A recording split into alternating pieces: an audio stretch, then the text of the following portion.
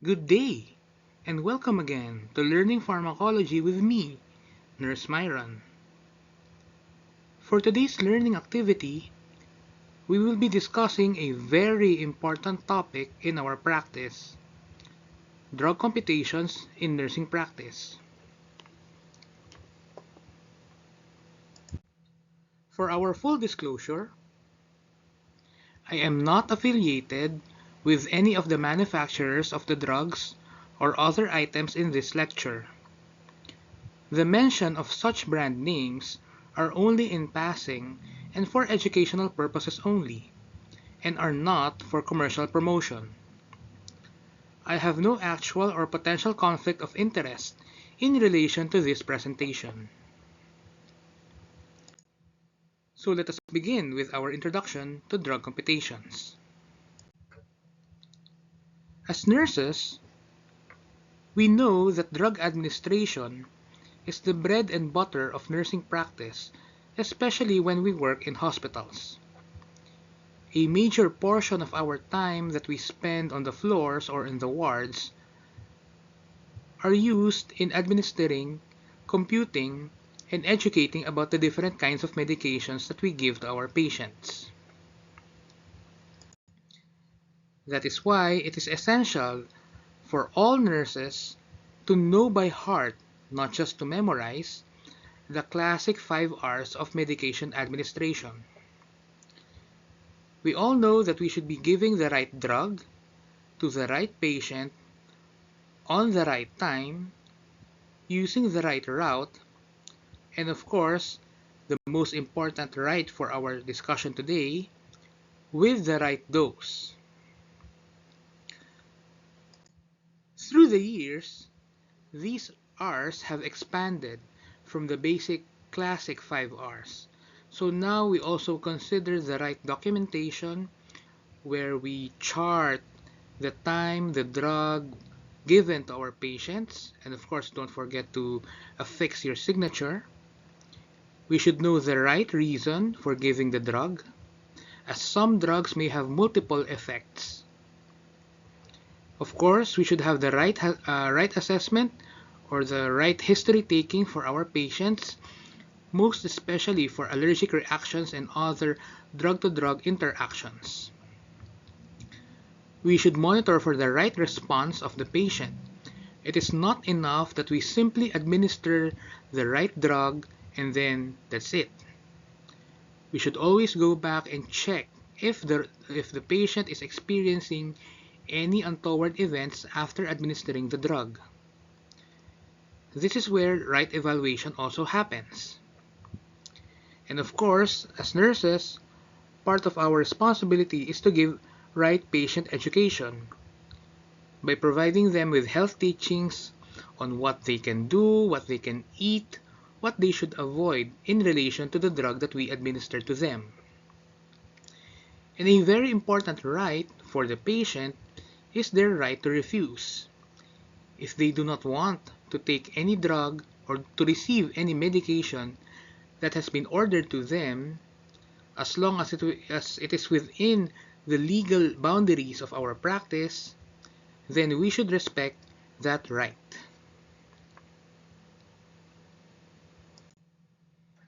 So, focusing on the right dose, let us go back to the basics of our units of measure.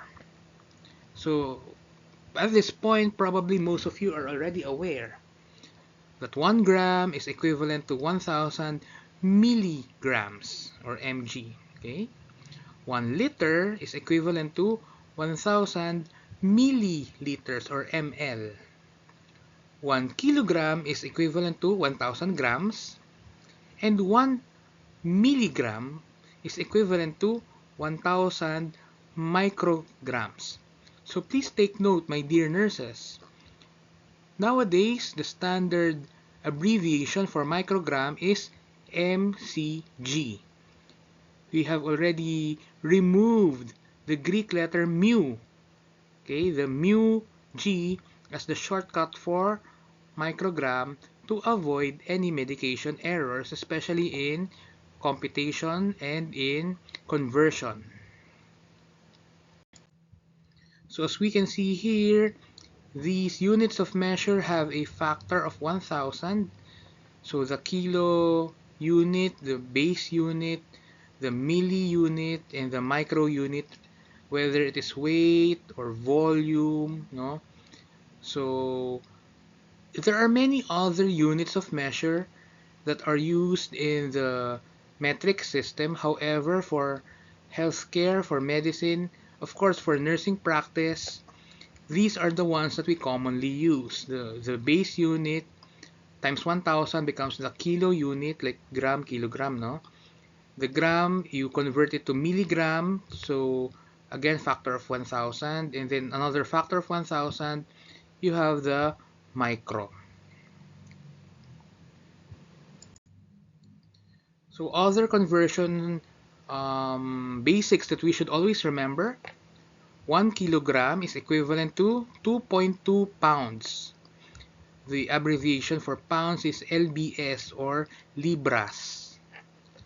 Of course, we already know 1 hour is equal to 60 minutes, and 1 minute is equivalent to 60 seconds. For those of you, especially for newer nurses or my dear student nurses, cc and ml are the same. Cubic centimeter and milliliter are both units of measure for volume, and they are the same. 1 cc is equal to 1 ml. And later on, I will show you why cc per hour is the same as your microdrops per minute. So discussing the different drop factors, since we will be tackling IV fluids in our computations later, there are many different drop factors. It all depends on the brand of the infusion set that we will be using for our patient. So for example here, again, just mentioning the brands, not endorsing any of them.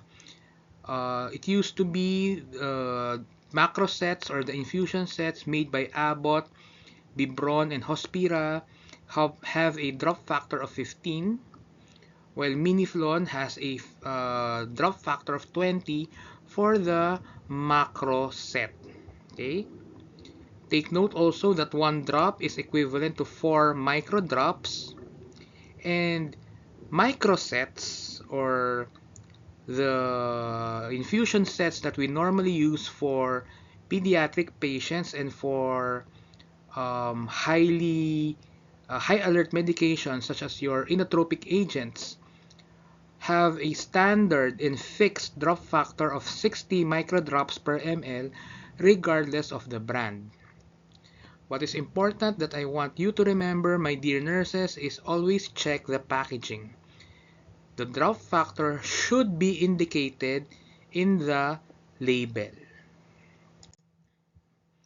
So now I will show you how cc per hour is the same as your microdrops per minute. Okay? So 1 cc per hour, we want to convert it to microdrops per minute. So using the ratio and proportion method, or sometimes what we called in elementary or in high school math as your cancellation method, no? We properly call that your ratio and proportion method, no?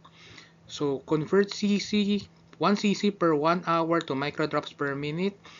We know that 1 hour is the same as 60 minutes, so put in the numerator there, 1 hour, denominator of 60 minutes. We know that the standard, the generally accepted conversion is 1 cc is equal to 15 drops. Okay, although as I said, it depends on the brand, but in general, 1 cc is 15 drops, and 1 drop is equivalent to 4 microdrops. So we can cancel out the hour here, it's colored yellow. We can cancel out drops, colored red. We can cancel out cc, colored blue, and we will be left with 1 times 1 times 15 equals 15 times 4 microdrops. That's equivalent to 60 microdrops. That's our numerator. Then 1 times 60 minutes times 1 times 1, well, that's 60 minutes. So 60 microdrops per 60 minutes is 1 microdrop per minute. Okay, so now I want you to focus on formula number 1. How do we compute for the desired amount of the drug? The first magic formula that we should always remember, and this is quite basic, this is part of foundational practice in nursing, is the D over S times V, okay? Where D stands for desired, how much of the drug we want to give to the patient.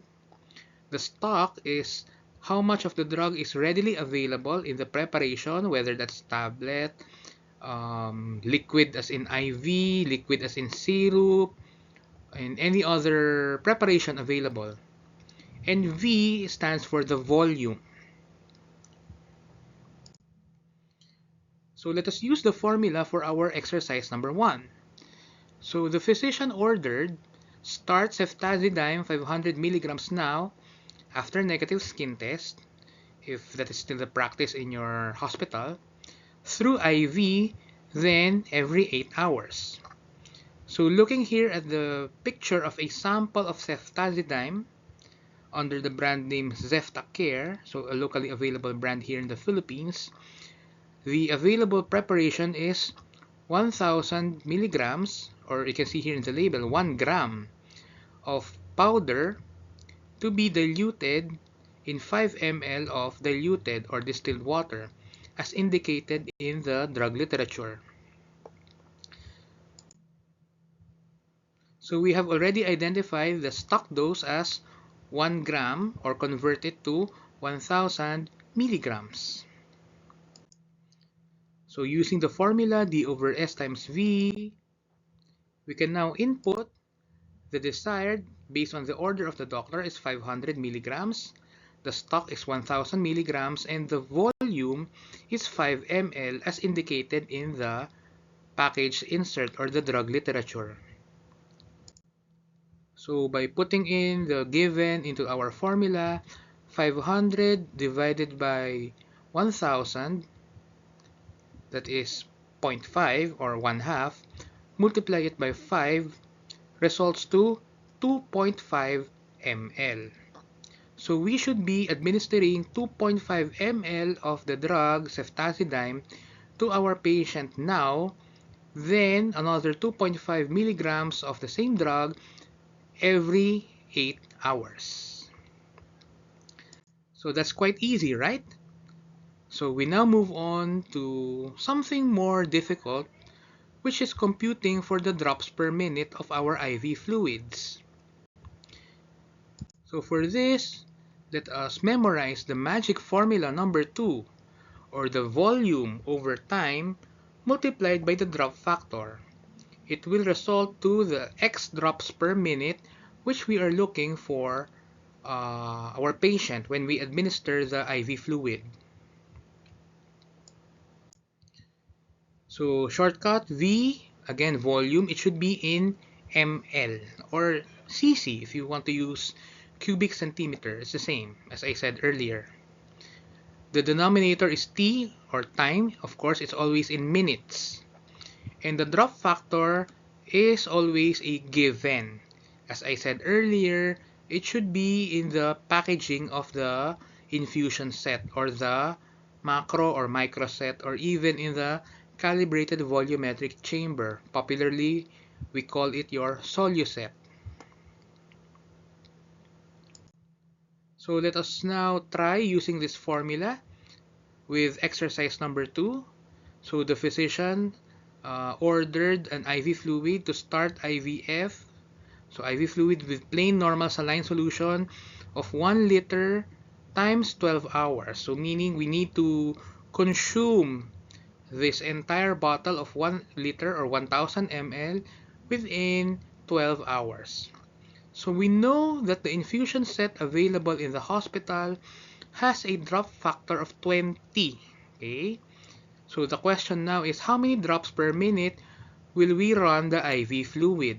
Okay, so let us now identify the given. So the volume is 1 liter, convert it later to 1000 ml. The time is 12 hours, convert it later to minutes, then the drop factor is 20 drops per ml as indicated in the packaging of the macro set. So input that in the formula. So volume 1000 ml, again converted to ml. Time is 12 hours converted to minutes, so 12 times 60 is 720 minutes.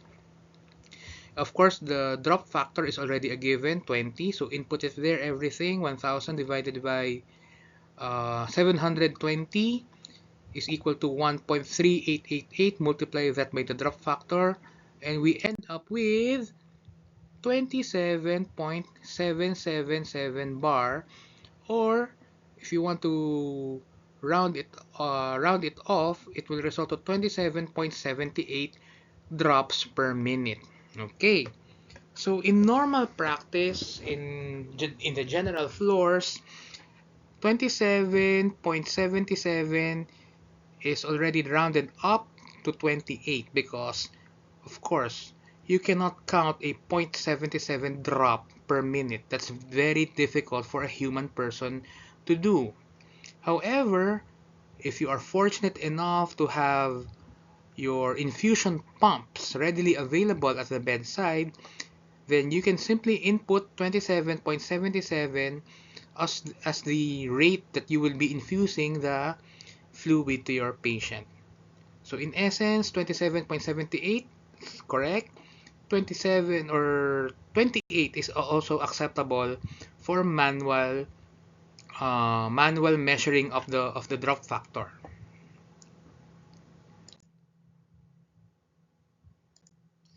So if you want to use the ratio and proportion method, I will show you here. So 1000 ml, we already converted the 1 liter into ml. I did not put it here anymore. You will be running the 1000 ml into in 12 hours. So convert this. Again, the drop factor is 1 ml equivalent to 20 drops. We can cancel out the ml. We can cancel out the hour by putting in 1 hour is equivalent to 60 minutes, where we will have 1000 times 20 is 20,000 divided by 12 times 60, which is 720. Again, the same results, 27.78, or again, round it up to 28 drops per minute. I hope you were able to follow how we did exercise 1 and exercise 2. So now we are going to the really difficult part of IV infusions. Actually, this is not very difficult. It's just a bit confusing. So why is it important for nurses to know how to compute for the rate of infusion of certain IV fluids? Certain drugs are never ever given as IV push or IV bolus, and therefore they must be given as slow IV infusions over a prolonged period of time. These include your electrolyte infusions.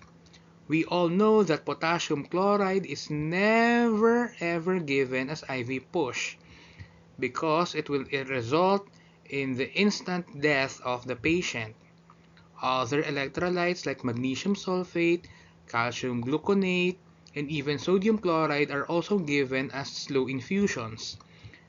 Based on my personal experience, the fastest amount of time for these is 1 hour.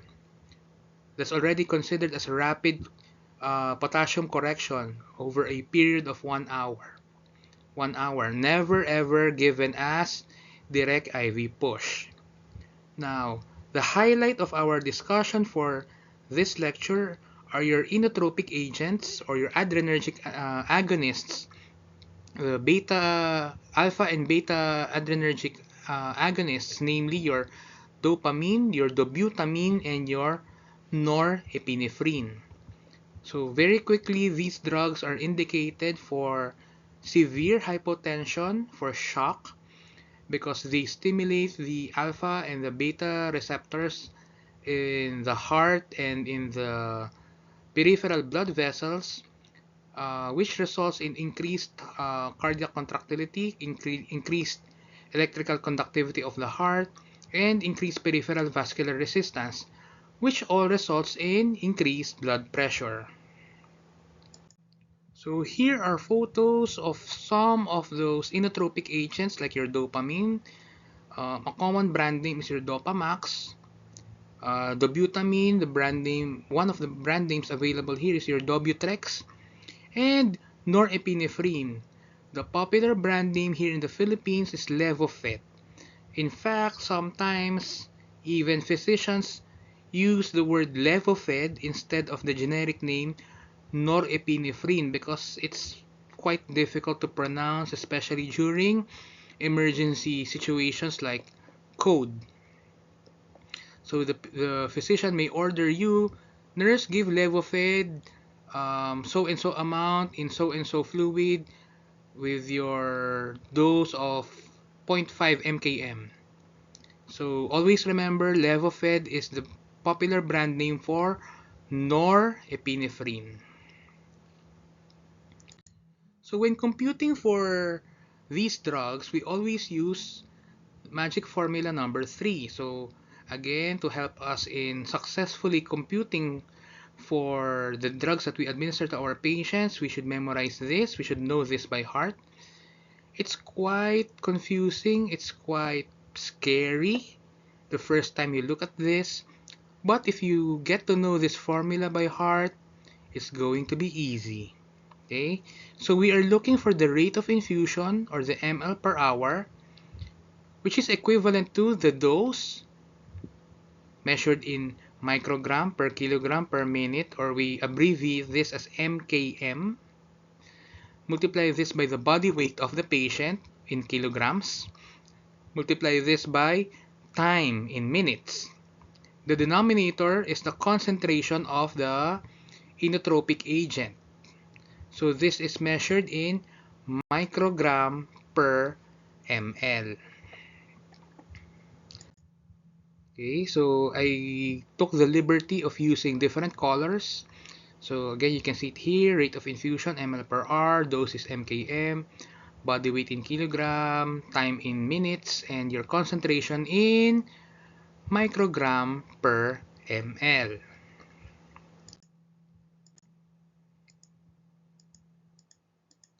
So the rate of infusion is how much or how fast or how slow will we infuse the IV infusion. Okay, the MKM or the dose is always ordered by the physician. Nurses, don't worry. We do not compute for the MKM. It is always ordered by the physician. Okay? The physician may order us to titrate, meaning to increase or decrease the MKM by certain increments, especially when we have a target blood pressure that we need to maintain. But in almost always, in most cases, MKM is always ordered by the doctor. Okay, the body weight is very easy. You just need to obtain it from the patient's chart, or if you were able to take the weight of the patient, then use that in kilograms. Time is constant. It's always 60. Never ever forget. It's very easy. 60. And the concentration, or microgram per ml, is how much of the drug, the inotrope, your dopa, your dobu, or your norepi, is diluted in the IV fluid. So again, breaking this down, again, the rate of infusion, how fast or how slow, the fluid is given, measured in cc per hour. Again, the dose is always ordered by the physician. It's measured in mkm. Some older generation physicians still use mkg, which is actually quite wrong. The correct unit of measure is mkm, or microgram per kilogram per minute. Okay. Here in the Philippines, we do have a maximum limit. For example, for dopamine, it's 20. Same with dobutamine, it's also 20. And norepi or Levophed is 2. Okay, so don't be confused, my dear nurses. In American settings, especially for Caucasians, the whites, no, and even for the African Americans, the blacks, because they have a bigger body mass, they have a bigger build, the maximum is different. It's 40, 40, and 4. But for Asians, for us here in the Philippines and our neighbors like in ASEAN, in Far East Asia, the Chinese, the Japanese, since we have a smaller body build, the maximum dose is usually just 20, 20, and 2. So what do we mean by this? For example, the patient is already on maximum dopamine of 20 mkm.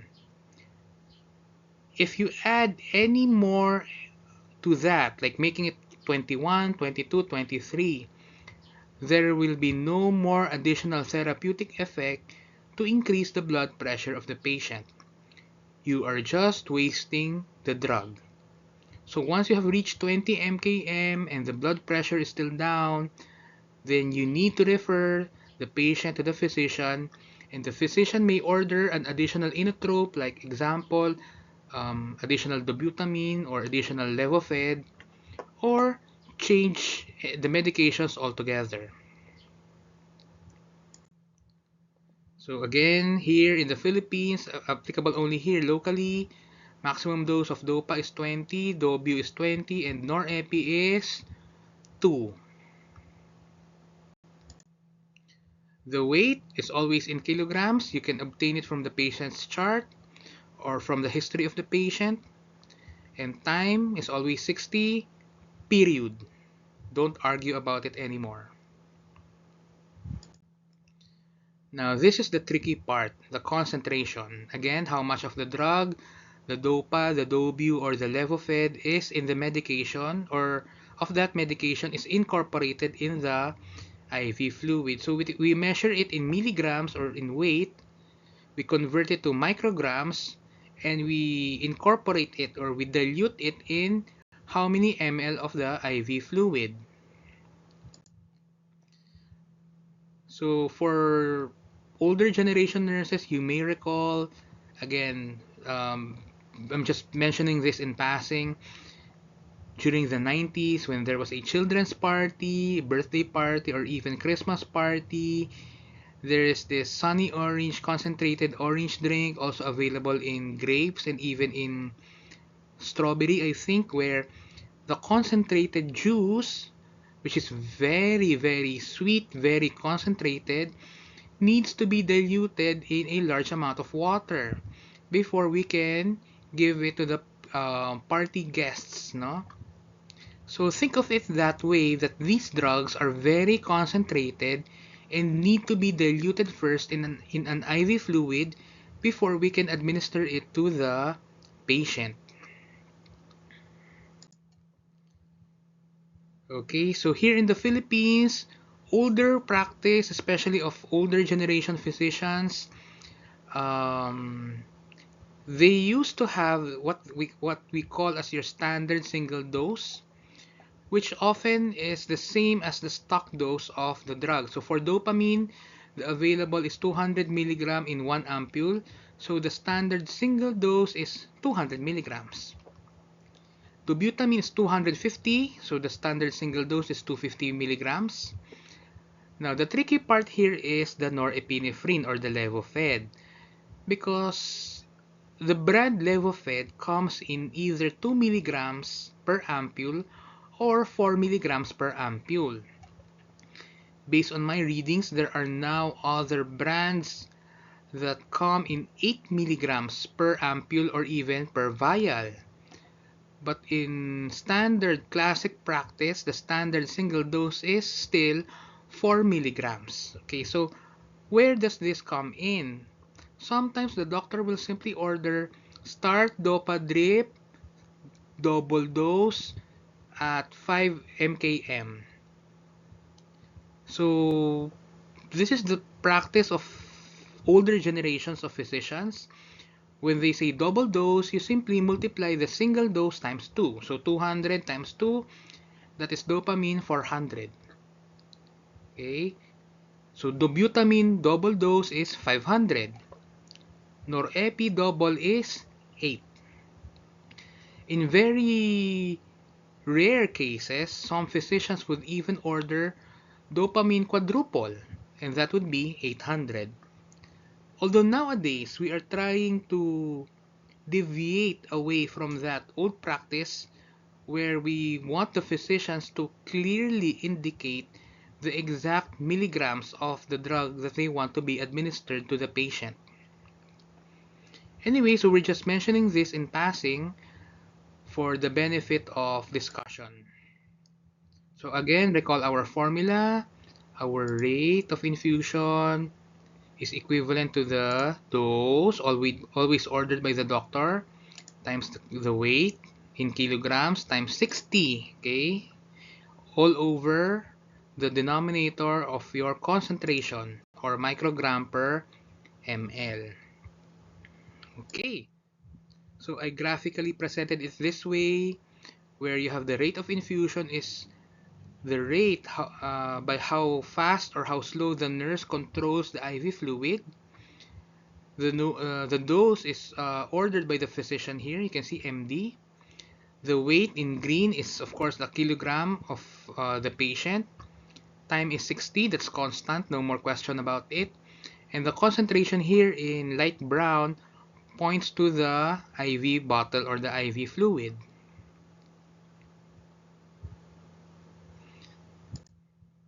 So let us now use the formula for our exercise A. So the doctor ordered dopamine drip double dose. So this is what I'm talking about, no? Dopa double dose in D5 water 250 with a dose of 5 mkm.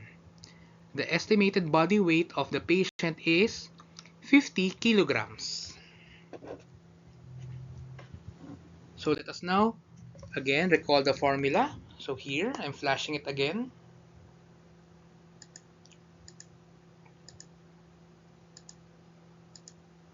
So we now input the given. Let us analyze. So the concentration based on the order is dopamine of double dose in D5 250. So recall, dopamine is 200 milligrams single dose. Multiply it by 2, it becomes 400 milligrams to be diluted in 250. Okay? The dose ordered by the physician is 5 mkm and the body weight is 50. And of course, the time here is constant, 60, no question about it. So input it in the formula, 5 mkm times 50 times 60 is equal to 15,000. That's the numerator. The denominator is 1,600 microgram per ml. But wait, what? Where did that 1,600 come from? So let us first review the concentration. Remember, the order of the physician is dopamine double dose. So double is 200 plus another 200 equals 400 milligrams. But we are looking for micrograms diluted in ml or in cc. So we need to convert first the 400 milligrams to become 400,000 micrograms. Dilute that 400,000 micrograms in 250 ml of the IV fluid, in this case D5 water. And if we compute that, we will have 1,600 micrograms per ml. Okay, so now it's clear where we got the 1,600 here as your denominator. So 15,000 divided by 1,600 is equal to 9.375 ml per hour. Okay, so if we have the luxury of the infusion pump, then we can simply input there 9.375 ml per hour, which is again the same as 9.375 micro drops per minute. So just input it in the machine and the machine will take care of the rate for you. However, if you are doing this manually, then you can simply round off 9.375 to 9 ml per hour. Okay, the 0.375, although it's not exact, is the effect will be negligible. Okay, it's okay, no? So I hope that you got that right. The answer is again 9.375 ml per hour. So now that you have successfully used the magic formula number 3, let's try it one more time with exercise B. So this time, the order is for dobutamine quadruple dose in D5 water 500. The dose ordered by the physician is 20 mkm. Now, the body weight of the patient is 120 pounds. So this is one level higher. Because first, let's focus first on the weight of the patient. So we need to convert the 120 pounds into kilograms. So divide 120 pounds by 2.2 so it will become 54.54 kilograms. Okay, so I am expecting that there will be some differences in our final answer because some of you might use 54.55. Actually, this is 54.54, 54, 54. So technically, you can round off this into 54.55. Some of you may choose to use 54.54. Others may even use 55 kilos. Okay, so there will be minute differences, but for this discussion, I am using 54.54. Okay, so input the rest of the given 20 mkm. The time is of course 60. It's fixed, no? And the concentration now is quadruple dose of dobutamine. Remember, dobutamine is 250 milligrams. Quadruple, multiply that by 4. That becomes 1,000. Convert it into micrograms. So 1,000 times 1,000 is 1 million micrograms. Dilute that in your 500 ml of IV fluid. So the concentration is 2000 micrograms per ml. So if we compute this now, 20 times 54.54 times 60 all over 2000, the answer is 32.724 ml per hour. Okay, some of you may have slightly different answers. Again, as long as the difference is negligible, that's okay. That's acceptable. Okay. The differences in our answers will simply be because of the weight. Some of you may have used 55. Some of you may use 54.5, 54.55, 54.54. Okay. But again, as I said earlier, for my answer here, I used 54.54. Okay. So I hope you got this exercise B correctly. Before we now move on to our last exercise, exercise C. So again, this is one level higher. Why? Because this is now the situation given in here in our exercise C, no?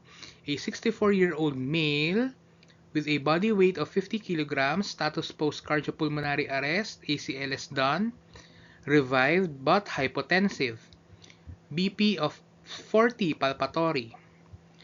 The physician now ordered norepinephrine or Levophed 8 milligrams in D5 water 250 to run for 0.2 mkm. Okay, so if we are going to closely analyze our scenario here, we don't need everything. So I highlighted them in color, the givens that we need, specifically the body weight of 50, the concentration of 8 milligrams in 250 ml of the fluid, and the ordered dose of the physician, 0.2 mkm. That's it. Everything else is just part of the story. You don't need it for the computation. So by inputting it now, the dose is 0.2 mkm, the body weight is 50, time is constant 60. Solve first for the concentration of 8 milligrams converted into 8,000 micrograms in D5 water 250 ml. So that will become 32 micrograms per ml. You compute for the numerator, 0.2 times 50 times 60. It results in 600 divided by the concentration of 32. Our answer is 18.75 ml per hour. Okay, so at this point, your answer should be the same as mine, 18.75 ml per hour. If you're using an infusion pump, simply input it there in the machine, that's okay. If you're doing this manually, you can round this up to 19 ml per hour.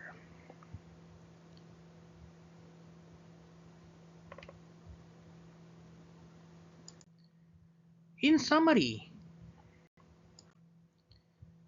let Nurse Myron share some of his tips to you. I told you to memorize the formula, but in actual practice, nurses are allowed to have notes. More than memorizing the formula, what is important is understanding it both in mind and by heart. Even if you're already in an emergency situation, even if you're already running a code, once you get to know this formula by heart, you will never forget them. And also, practice computing with exercises.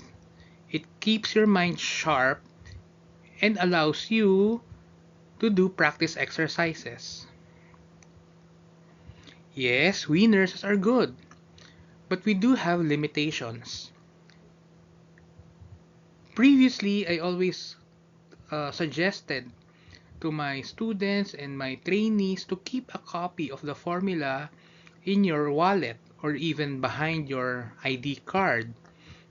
Nowadays, you can do it in your smartphones or in your gadgets. You can even post a note in your bulletin board in your ward or in your areas like your ICU or in the ER. You can have it laminated, you can have it printed, posted on a wall or a whiteboard, which is visible to everyone. Remember that patient safety comes first. Compute if you are not sure. Compute again. Compute 3 times. Ask your colleague to verify your answer, especially knowing that these drugs, dopamine, dobutamine, and your norepinephrine are considered as your high alert medications or HAMs, which require 2 nurse checks or 2 RN checks depending on the institution. Remember, when administering these medications, your license as a nurse, and above all, your patient's life and safety are at stake. So that ends my discussion on basic drug computations in nursing practice. I hope that you learned a lot, especially with the 3 formulas, so that you will be assured that whatever computation you do for your patient's drugs, you are safe. Thank you for listening and I hope you enjoyed.